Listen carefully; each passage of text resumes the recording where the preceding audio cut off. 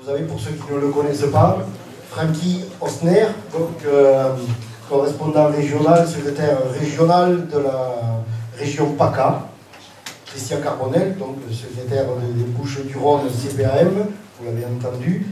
Sylviane Giordano, secrétaire générale de l'UD de Nice. Je ne vous présente pas celui que j'ai à ma droite. Christian Goupillot, donc secrétaire général du SN Focos.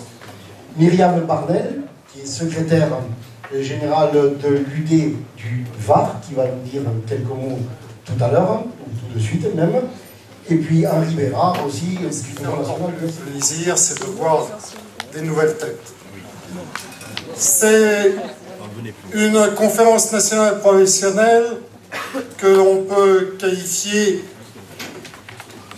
pas encore d'historique, mais en tout état de cause le fait qu'il y ait aujourd'hui rassemblé sur cette île plus de 300 délégués venus de toute la France est un signe de vitalité de notre organisation syndicale et surtout le signe que les militants forces ouvrières que nous sommes veulent défendre leur sécurité sociale, leur contrat collectif. C'est la première conférence nationale professionnelle puisque la précédente a eu lieu en 2008.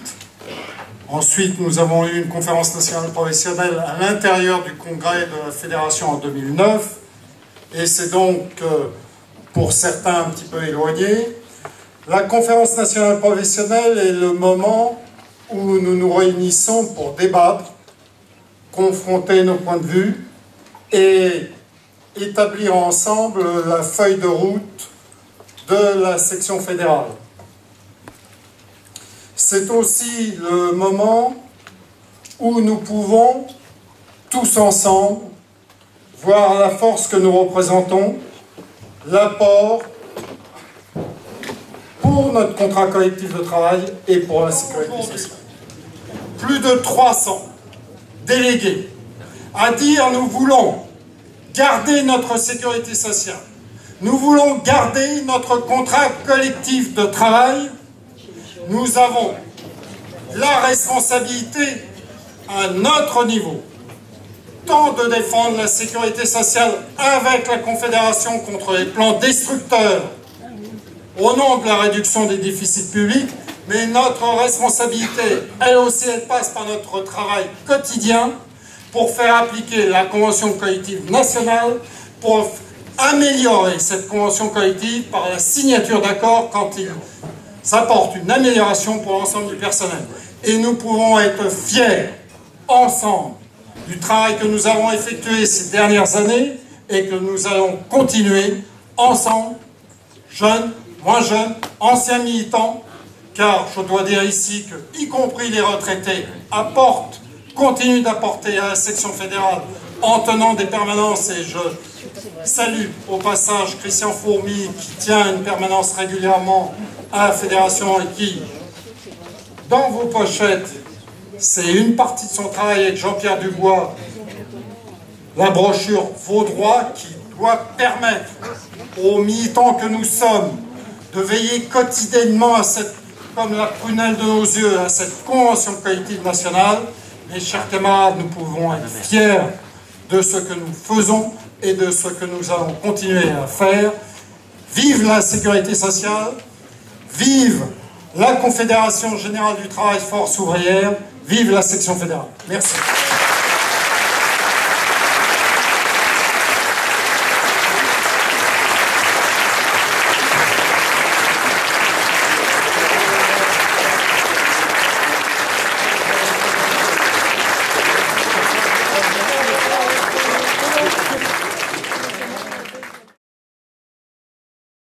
Président, je vais essayer de faire court puisque c'est 3 minutes, bon, il est 19h, je vais essayer de ne pas être trop long, surtout que beaucoup de choses ont déjà été dites depuis ce matin et donc je ne voudrais pas être amené à être redondant sur ces aspects-là.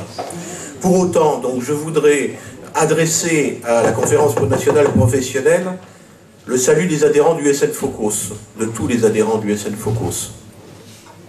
Ces adhérents et ces militants du SN Focos se sont réunis cette année en congrès, au mois de mars, à Lyon. Michel nous a fait le plaisir de participer à ce congrès, et à cette occasion, ils ont renouvelé leurs instances et leurs revendications. Leurs instances de manière significative, puisque bien évidemment, comme peut-être vous le savez, en tout cas je vous le rappelle, la moitié du bureau national a été renouvelée à cette occasion, et que mes camarades m'ont confié la responsabilité du secrétariat général du SN Focus. Lourde tâche, mais intéressante. Alors, le constat que nous avions fait, nous, militants du SN Focus, en mars à Lyon,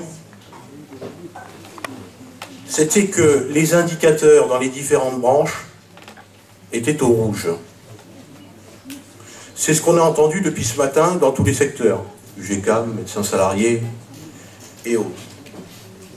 Les cadres aujourd'hui dans la profession sont confrontés à plus d'objectifs et moins de moyens, plus d'efficience et moins de reconnaissance. C'est un véritable problème.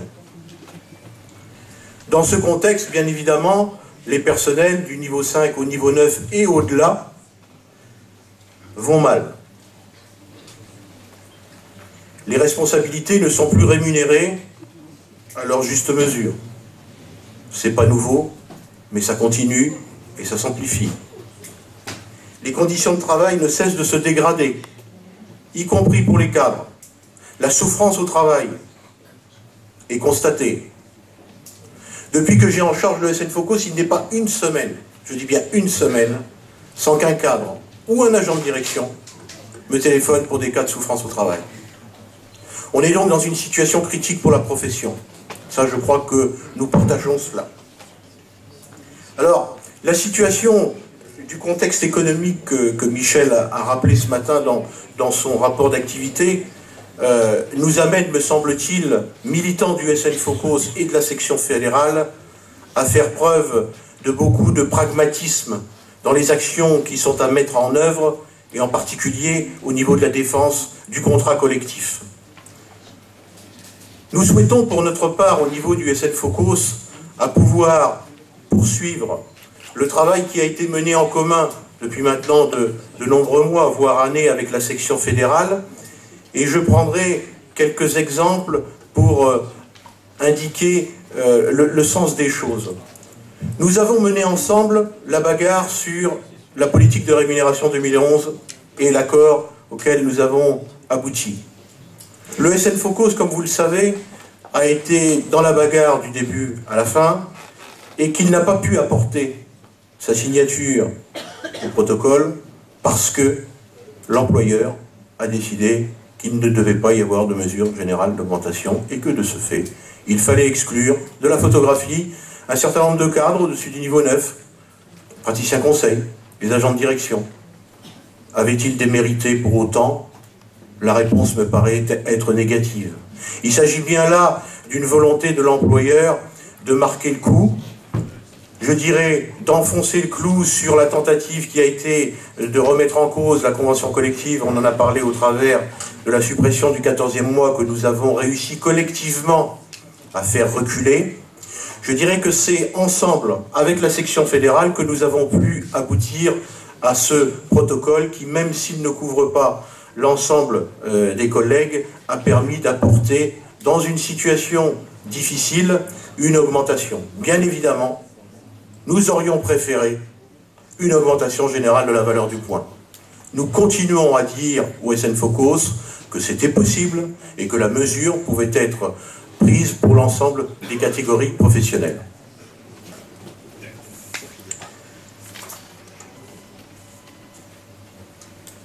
Ensuite,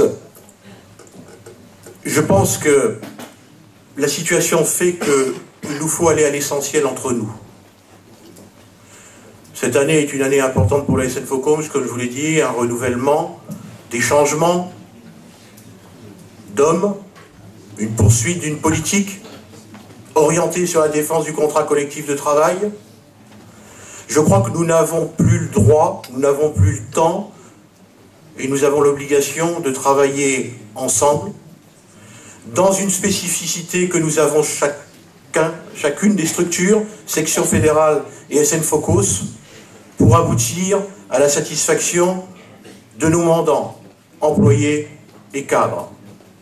C'est dans ce sens que le SNFOCOS, dans les mois à venir, continuera d'agir pour la défense de l'encadrement, au sens large du terme, sans oublier, bien entendu, la situation des employés. C'est le sens de la compréhension que nous avions du protocole salarial 2011 au travers de l'attribution des 5 points. Voilà, je pense que c'est important de le dire parce que 2011 est une année charnière, 2012, il y a peu de raisons que la situation s'améliore. Nous allons devoir ensemble nous battre, défendre pied à pied nos collègues dans les différents organismes et faire en sorte que le syndicalisme de force ouvrière soit celui qui soit reconnu par nos collègues comme étant la seule solution à leurs revendications. C'est, me semble-t-il, un engagement que pour ma part, au niveau du secrétariat général du SNFOCOS, je prends. Bien évidemment, nous aurons des différences. Bien évidemment, nous aurons l'intelligence d'en discuter. Bien évidemment, nous aurons l'intelligence de trouver les solutions qui permettront de sortir par le haut. Je voudrais à cette occasion remercier Michel pour l'action qui est la sienne en tant que secrétaire général. Je voudrais dire que sur le rapport d'activité, je ne reviendrai pas sur le différend que nous avons, toujours sur la complémentaire santé. En tout état de cause, je voudrais dire que ce rapport d'activité, bien évidemment, nous l'approuverons au niveau de la délégation du SNFOCOS.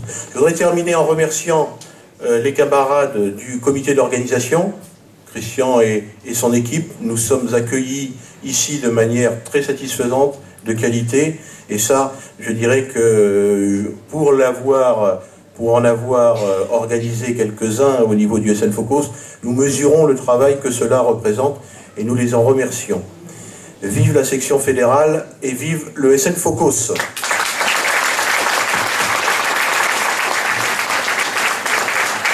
Merci Christian pour ces paroles très importantes pour l'avenir de la Sécu. Nicolette.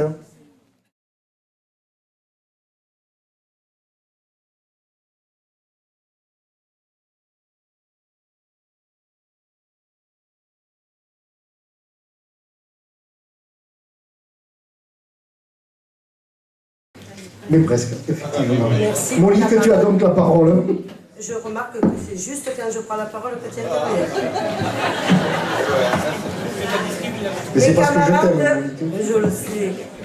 Mes camarades, levons-nous. Levons-nous parce que la sécurité sociale est malade. Parce que nos emplois aussi, et de là, par là même, la syndicalisation. Mes camarades, qu'est-ce qui se passe dans nos organismes? Qui est-ce qui a changé depuis notre dernière conférence? Rien. Rien, parce que depuis tout à l'heure, j'entends les collègues monter à la tribune, que ce soit les collègues de la Sécurité sociale, des URSSAF, de la CARSAT, des UGCAM et des CAF. On a tous la même crainte, on a tous la même souffrance, et on est tous ici, du moins je l'espère, pour défendre la sécurité sociale de 1945 et pour défendre nos emplois. Toutes les CAF de France ferment leurs portes. Partout, nous constatons la même détresse chez les allocataires. Partout, le même désarroi du personnel qui n'arrive plus à faire face. Tous les médias s'en sont emparés. Tout le monde en a parlé. Et partout, jusqu'à ce jour, on constate le stress qui a pris place à la bonne humeur du personnel, employé et cadre. Les techniciens conseils sont dans la souffrance.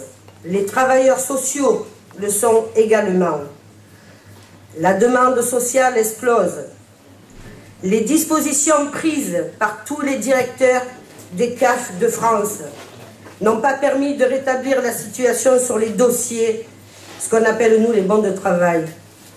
Ah, certes, on a fermé les centres, les dossiers sont à jour, mais maintenant, c'est les services de vérification qui n'arrivent plus à vérifier les dossiers, et de fait, les allocataires ne sont pas payés. Ce qui génère encore beaucoup plus de problèmes à l'accueil, à la réponse téléphonique, et une situation qui devient inacceptable pour tout le personnel, employé et cadre. De COG en COG, on assiste à une véritable dégradation de nos missions de service public, à des réductions budgétaires drastiques, tout en augmentant des gains de productivité. Les charges de travail ne cessent de croître, sans avoir les moyens en effectif pour y faire face. Cette situation est inacceptable, car elle porte une grave atteinte à l'exercice de nos missions de service public, et notamment à Marseille, un département fortement précarisé. Alors, à quoi assiste-t-on aujourd'hui dans nos organismes? À la fermeture des accueils aux allocataires, avec immanquablement une agressivité et un incivisme envers nos agents, qui subissent eux aussi ces fermetures et de fait voient leur salaire diminuer parce qu'ils n'ont plus assez, parce que c'est de plus en plus difficile aujourd'hui. L'externalisation des services tels que le courrier, l'imprimerie et demain l'informatique. La mutualisation d'activités sous couvert de l'offre globale de services pour les travailleurs sociaux. Le recours aux heures supplémentaires qui sont exonérées et qui coûtent de fait moins cher que des embauches. Des lois de déploiement de postes de cadres de haut niveau lors des départs en retraite. Des contrôles renforcés de l'activité des salariés par les boucles de qualité rejetées par Force ouvrière, conduisant à la stigmatisation des agents désignés. Parfaitement révélateur des dérives maintes fois dénoncées et totalement improductives. Alors chez nous, on fait des expérimentations et on prend le personnel pour faire ces expérimentations, ce qui permet à la direction de les faire passer sans force lors du comité d'entreprise, enfin ils essaient, en disant « Tenez, vous aurez une promotion, c'est ce qu'on appelle la carotte au bout du bâton. » Mais ses collègues n'y sont pour rien. Alors on a fermé sur 14 sites d'accueil que nous avons dans le département des Bouches-du-Rhône, nous avons fermé 12 sites. Ça a fait 2 sur la Provence et tous les journaux.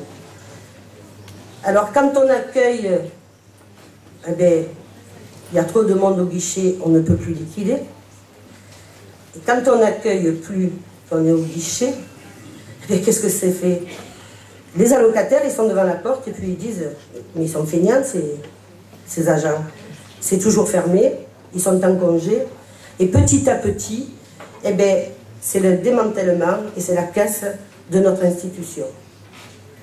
Alors mes camarades, le travail social n'échappe pas à cette logique de restriction budgétaire, ce qui se traduit par un glissement de nos missions au profit des conseils généraux, et notamment du conseil général de Marseille, dont le président est M. Guérini. Je ne vais pas faire de la politique. Lors de la précédente COG, nous avions déjà constaté la volonté de la gouvernance par la Caisse nationale du dossier sur le travail social.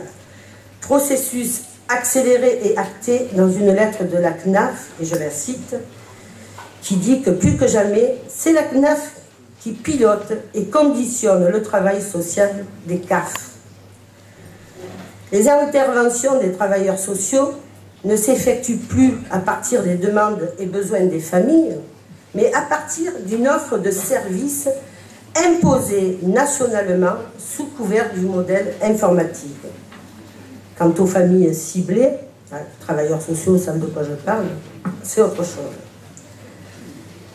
La circulaire CNAF sur le travail social oblige les CAF, dans le cadre de la COG 2009-2012, à s'inscrire prioritairement de façon incontournable dans le socle national d'engagement de services, laissant la possibilité de développer des missions autres en tenant compte des réalités sociales, territoriales et partenariales de chaque CAF.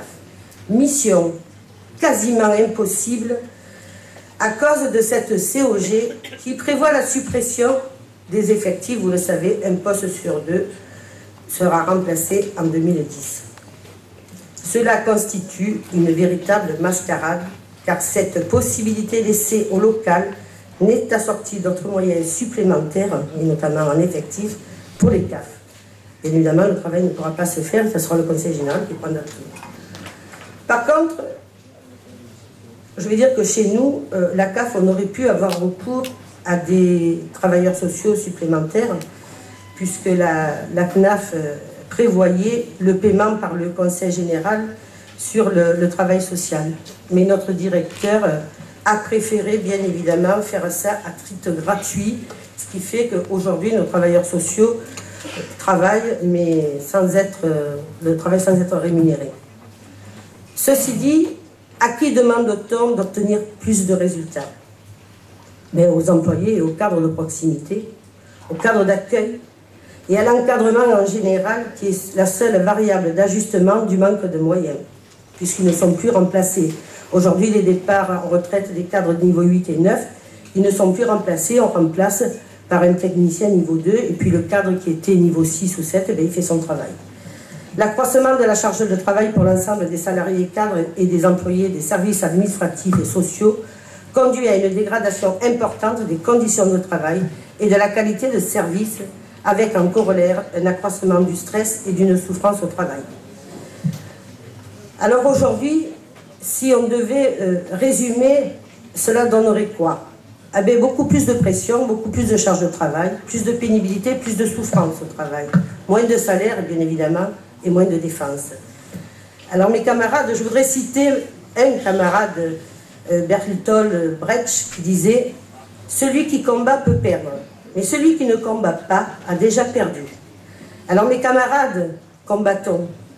Combattons et maintenons la pression auprès de nos directeurs et auprès de nos gouvernants, et donnant du sens à nos revendications, comme l'a si bien fait notre bureau de la section fédérale, Michel Rochette et tous les collègues qui travaillent à ses côtés.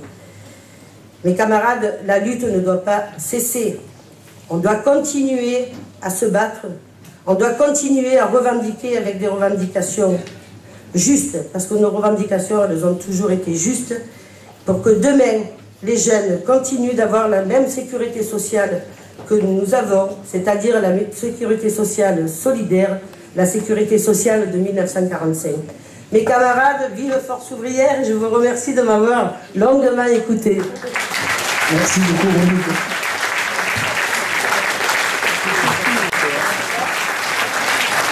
Notamment...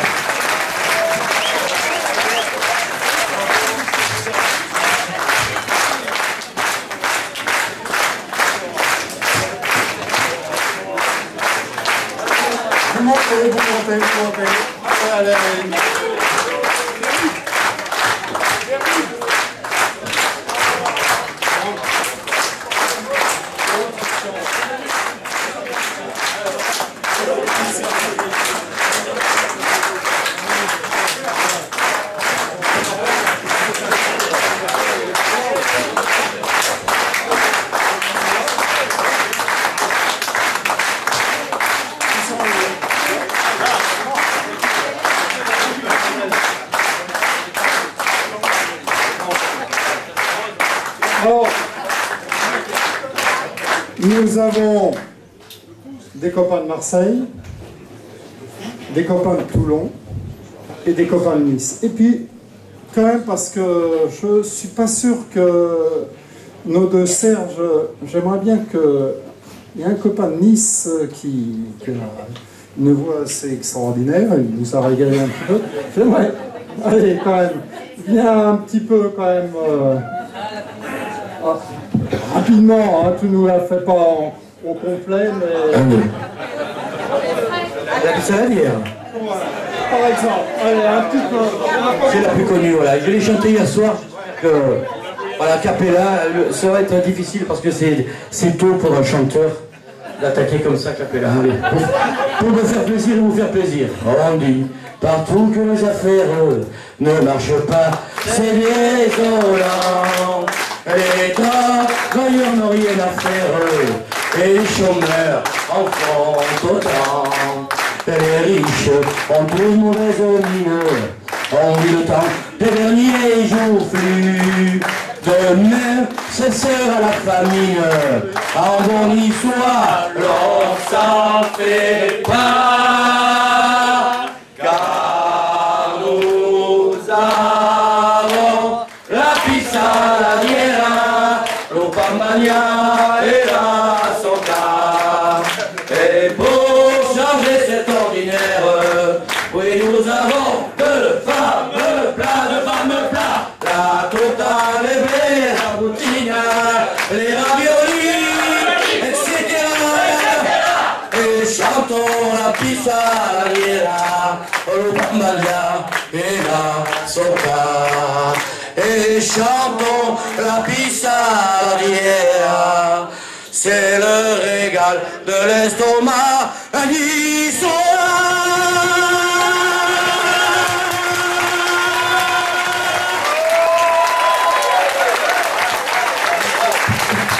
Merci. Merci à tous les copains. Alors, il reste là encore quand même quelques secondes. Car je vais le faire en 3 minutes. Tu peux chronométrer. J'ai intérêt. Ouais, je me méfie parce que je prends aussi maman parce qu'elle est capable de dire que j'ai dépassé. Il y a des revendications aussi. Ce qui a été aussi un élément important de notre conférence nationale professionnelle, et ce n'est pas anecdotique, c'est au-delà des travaux que nous avons menés avec sérieux, c'est la fraternité qui est bien la preuve de notre détermination à ce que vive Force ouvrière à la sécurité sociale et que vive la sécurité sociale. Et cette fraternité que nous avons exprimée au cours de ces 3 jours, certes, lieu fantastique, certes, le soleil, mais aussi, surtout, parce que je peux vous dire, il y a eu des difficultés. Certaines, comme dans toute manifestation de cette importance, nous étions plus de 300 délégués militants présents. C'est grâce à nos amis de la région PACA, et en votre nom à tous, je les remercie et nous souhaite à nous, et je suis dans les 3 minutes, bonne continuation et à bientôt. Ah, c'est rare les 3 minutes. J'ai une critique. J'ai encore une minute. Hein. J'ai une critique à adresser au comité d'organisation. Oui. J'ai une critique avec le... Les pouces en avant. Les pouces rentrés. Car il est inadmissible de chasser des militants à 3 heures du matin. Nous devons aller jusqu'au bout. Merci à vous. Bon retour et encore revendication en avant. Vive Force ouvrière, vive la sécurité sociale. Merci à vous et merci à vous.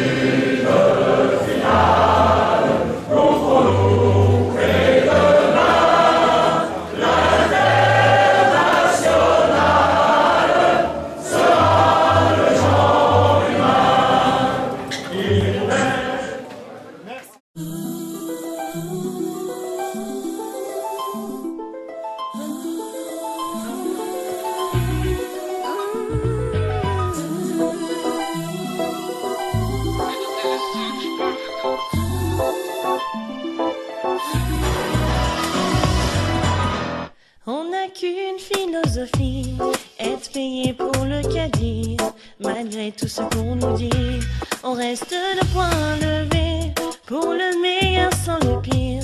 Nous sommes salariés, pas des martyrs. Nous avançons bien rangés, mais toujours le poing levé. Lever la tête, bomber le torse, sans cesse redoubler d'efforts. La vie ne nous laisse pas le choix. Nous aussi on a des droits, malgré nos efforts, pas d'oseille. Et s'ils ne pensent pas à nos payes, nous lèvera le poing. Encore plus haut, encore plus loin.